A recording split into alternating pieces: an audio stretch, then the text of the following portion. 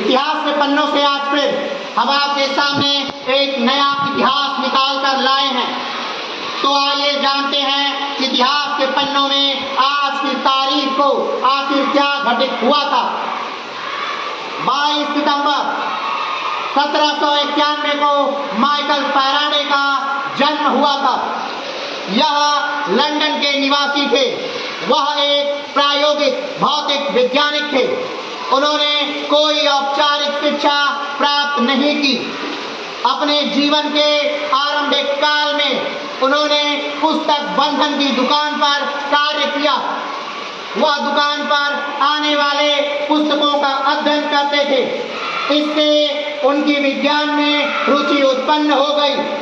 उन्हें royal institute के वैज्ञानिक सर हम्फ्री डेवी के सार्वजनिक व्याख्यान सुनने का अवसर प्राप्त हुआ। उन्होंने सावधानी पूर्वक डेवी के व्याख्यानों के नोट तैयार किए और उन्हें डेवी के पास भेज दिया। शीघ्र ही उन्हें रॉयल इंस्टीट्यूट में डेवी की प्रयोगशाला में सहायक बना दिया गया। फैराडे की प्रसिद्धि निम्न कार्यों से हुए: फैराडे का चुंबकीय प्रेरण का नियम, फैराडे का पिंजर, फैराडे का स्थिरांक, फैराडे का कप, फैराडे के विद्युत अपघटन के नियम, चुंबकीय पृथक्करण का नियम। फैराडे की मृत्यु 25 अगस्त 1867 को 75 वर्ष की आयु में हुई थी। अगर इस बात का निष्कर्ष निकालें तो ये बात पता चलती है कि भौतिक विज्ञान के महान वैज्ञानिक फैराडे की मूल शिक्षा ही नहीं हुई थी। इसका अर्थ ये है कि उन्होंने स्कूल का मुख नहीं देखा। वो कभी स्कूल में जाकर नहीं पढ़े, लेकिन फिर भी वो विश्व के सबसे बड़े वैज्ञानिकों में से एक वैज्ञानिक रहे।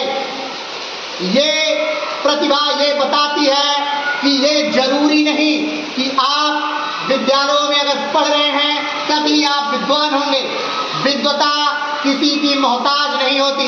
विद्वता मात्र मेहनत की मोहताज है। अगर आप मेहनत करते रहेंगे तो आप विद्वान होंगे और आपको विद्वान होने से कोई भी नहीं रोक सकता।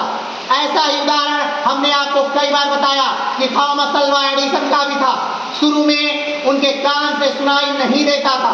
उनके विद्यालय से उनको निकाल दिया गया था, लेकिन फिर भी थॉमस अल्वा एडिसन ने 1000 से ज्यादा आविष्कार किए। ये चीजें बताती हैं कि विद्वान होना, महान बनना, ये आपकी मेहनत पर निर्भर है, ये विद्यालय पर नहीं निर्भर करता है।